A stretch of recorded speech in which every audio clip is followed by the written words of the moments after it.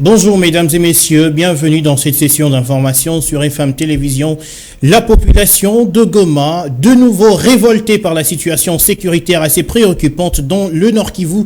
Les rues de cette ville sont inondées de monde depuis ce matin pour dénoncer l'agression rwandaise en RDC. Le point général de la situation, c'est avec notre confrère David Lupemba, journaliste à Goma, joint au téléphone par votre rédaction. La ville de Goma s'est réveillée sous de fortes tensions ce lundi.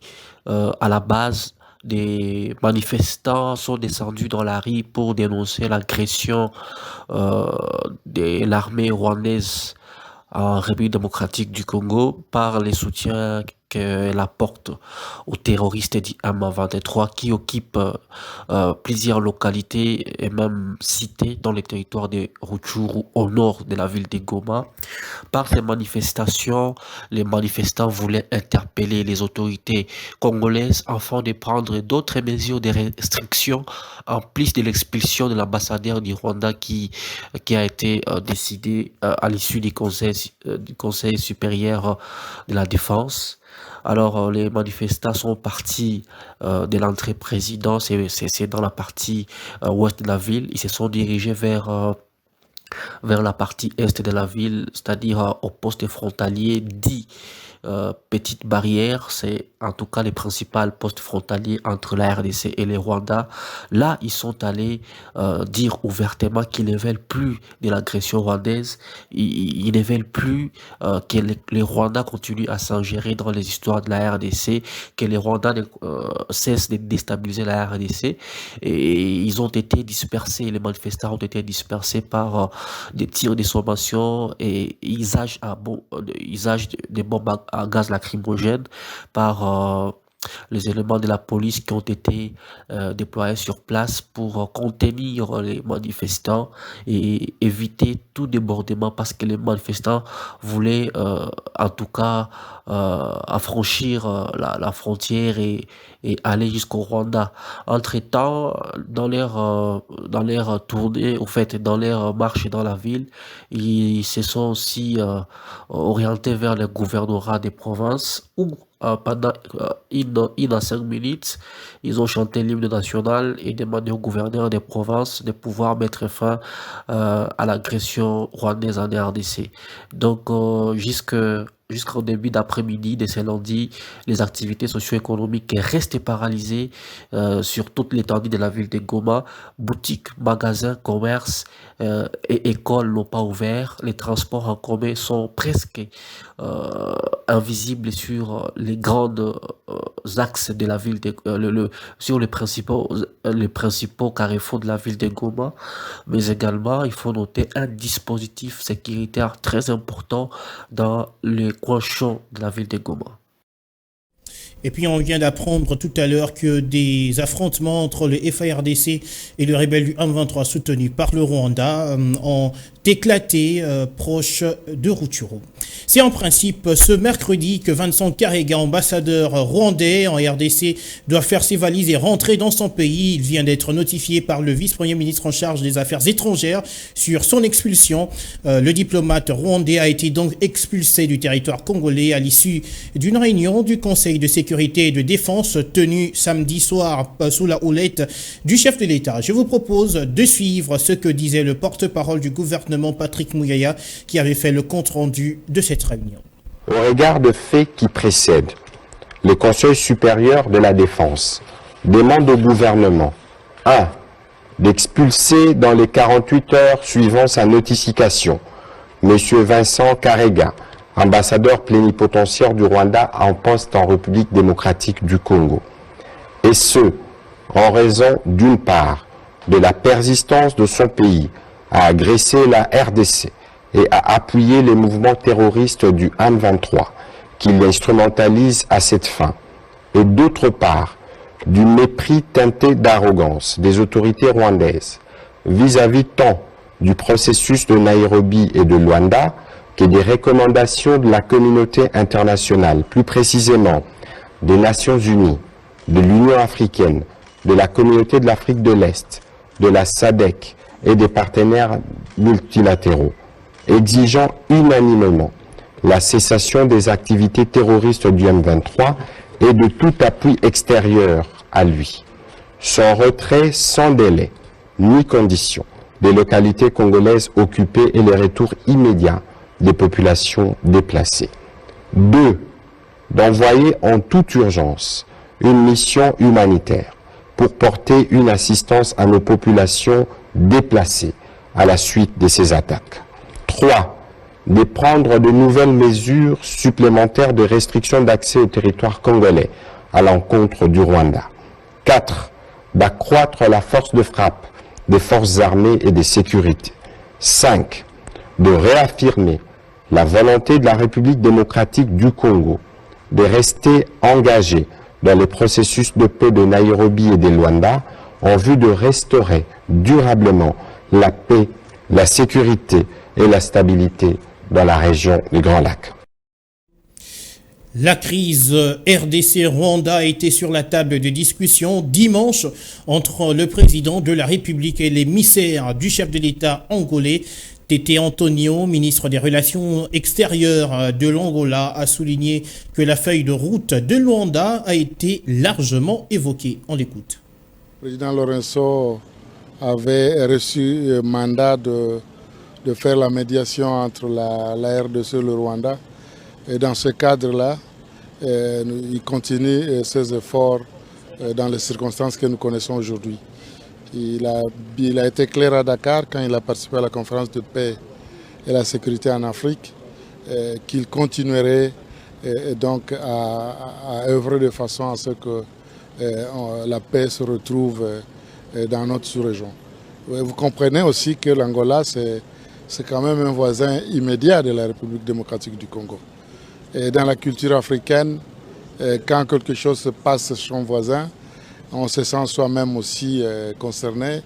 Et il faudra bien qu'on aille voir le voisin, s'en informer et voir comment ensemble nous pouvons dépasser toutes les difficultés qui se présentent. Et le médiateur écoute toutes les parties et à la fin on cherche à trouver des solutions sans, n'est-ce pas, aller dans les grands détails, y compris des décisions souveraines que tout État est censé respecter et prendre.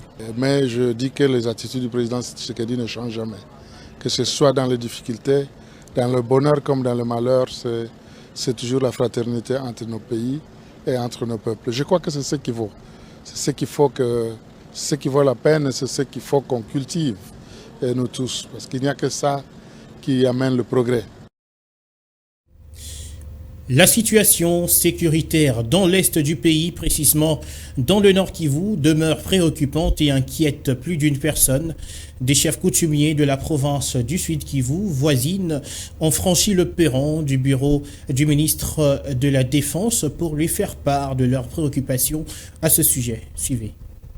Représentés par Lemwami Kabaré, ces délégations de chefs coutumiers du Sud Kivu veulent des assurances du patron de la Défense sur le rétablissement de la sécurité dans l'est du pays. Pour Gilbert Kabanda, il faut mobiliser des gens de leur région à intégrer massivement le rang des FARDC. Des campagnes de sensibilisation pour renforcer ou rajeunir nos forces armées et de police.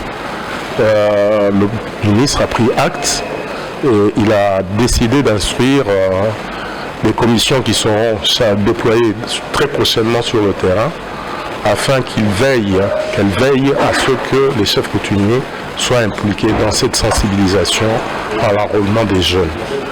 Et de manière incidentielle, nous lui avons aussi posé la question sur la loi de programmation militaire. Il nous a sommairement expliqué en quoi consistait cette vision. D'ailleurs, il doit aller la défendre au niveau de l'Assemblée nationale. Dans la foulée, le ministre Kabanda a pour le coup salué l'initiative heureuse des chefs coutumiers du Sud Kivu d'avoir participé à un atelier organisé à l'initiative de la MONUSCO. tout à fait autre chose. Les cours reprennent finalement dans les universités publiques et instituts supérieurs. Les enseignants du RAPICO ont décidé de suspendre leur mouvement de grève déclenché depuis quelques semaines. Décision prise à l'issue d'une réunion tenue dimanche avec le ministre des tutelles Moïno Nzangi. On écoute leur délégué à l'issue de cette réunion. Il a été décidé à l'unanimité de la suspension de la grève de professeurs des universités et instituts supérieurs publics déclenchée depuis le 22 septembre 2022 sur toute l'étendue de la République démocratique du Congo. La décision supra est motivée par la signature d'un communiqué final entre le gouvernement et le RAPICO sur base de nettes avancées enregistrées dans les revendications du syndicat des professeurs face à la volonté formalisée du banc gouvernemental comme précédemment expliqué dans un communiqué récent publié par le comité directeur du RAPICO. Par conséquent, il est demandé à tous les professeurs des universités et instituts supérieurs publics de la République démocratique du Congo de reprendre toutes leurs activités académiques. 11 morts dont 2 policiers, c'est le bilan des incidents survenus après le concert de Fally Ipupa samedi dernier. Le vice-premier ministre en charge de l'Intérieur qui a fait le constat dimanche parle des morts par étouffement. Commentaire dans cet élément. Pour le vice-premier ministre en charge de l'Intérieur, ces actes sont inacceptables et ne doivent pas rester impunis. Il faut que les organisateurs qui vont au-delà de ce qu'ils se seraient convenus, et avec la police, et avec le stade, que ces organisateurs de ces manifestations-là soient sévèrement punis. On compte des morts, et Kinshasa et la République n'en ont pas besoin. Ça doit s'arrêter. Le stade de martyrs de la Pentecôte, comprenant 80 000 places assises, au moins 120 000 personnes se sont présentées au concert de Fally Ipupa, débordant ainsi le nombre requis. Dans les hôpitaux, certains blessés ont témoigné. Quand j'entrais par la porte du stade, je suis tombée et on m'a marché dessus. J'ai ensuite perdu connaissance. On m'a amené à l'hôpital par l'ambulance. J'ai déjà reçu les calmants, pas encore le soin. Sur son compte Facebook, la star congolaise a présenté ses condoléances aux familles éplorées en se disant consternée pour ce qui est arrivé à ses fans. Mais que disent les journaux parus ce matin dans la capitale congolaise? Ruth Dinonzei a pris le soin de consulter quelques journaux. Elle va notamment revenir sur la situation sécuritaire dans l'est du pays et l'expulsion de Vincent Karega. Revue de presse.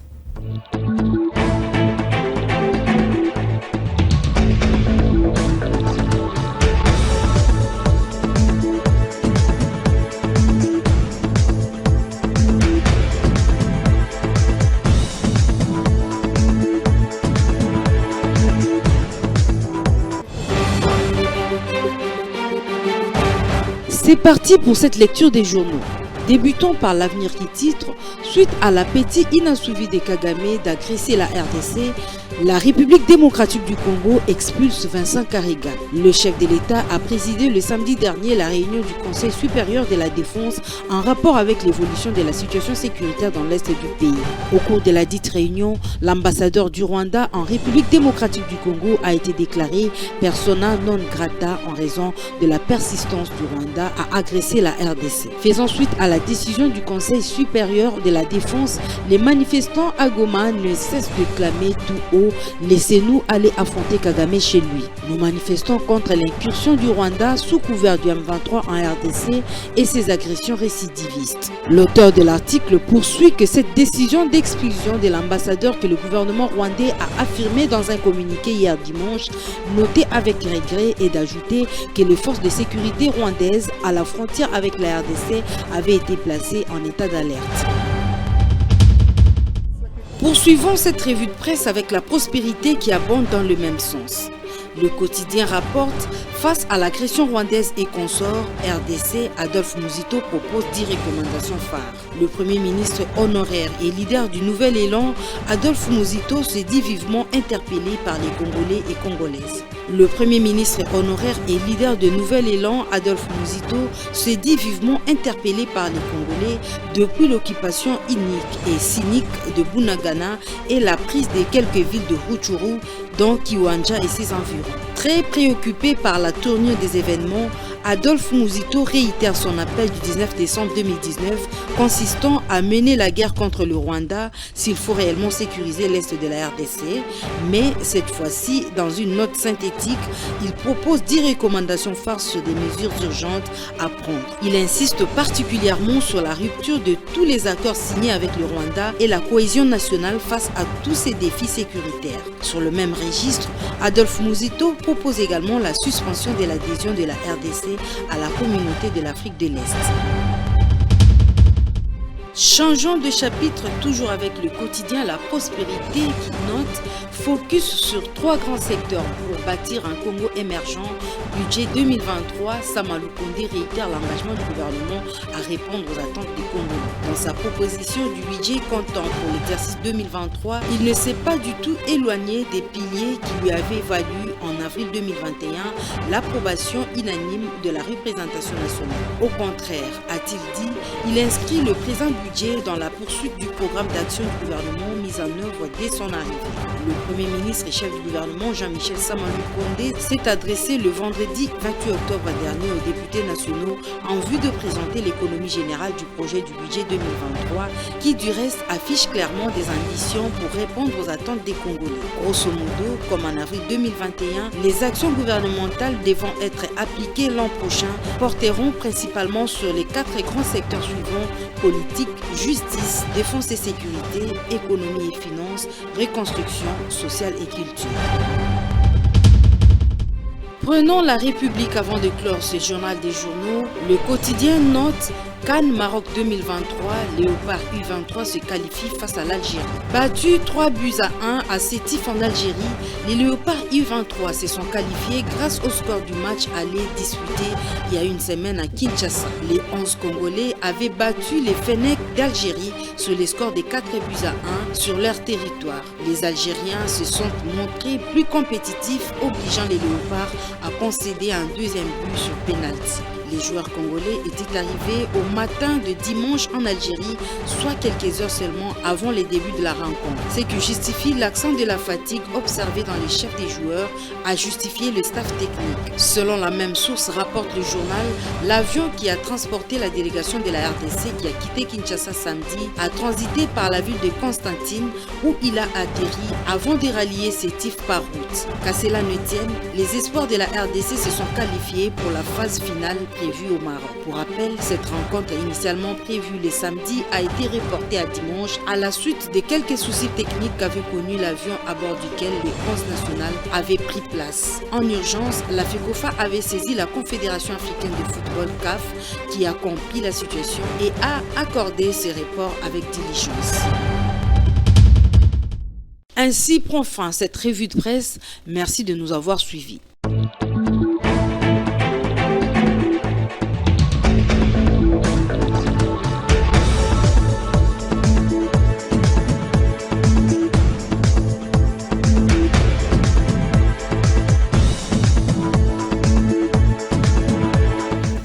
Voilà, c'est la fin de ce journal qui se termine justement par la voix de Ruth Dinanzei que vous allez retrouver dans la grande édition de 19h30 à la présentation. Moi, je vous laisse. Je vous retrouve à très bientôt.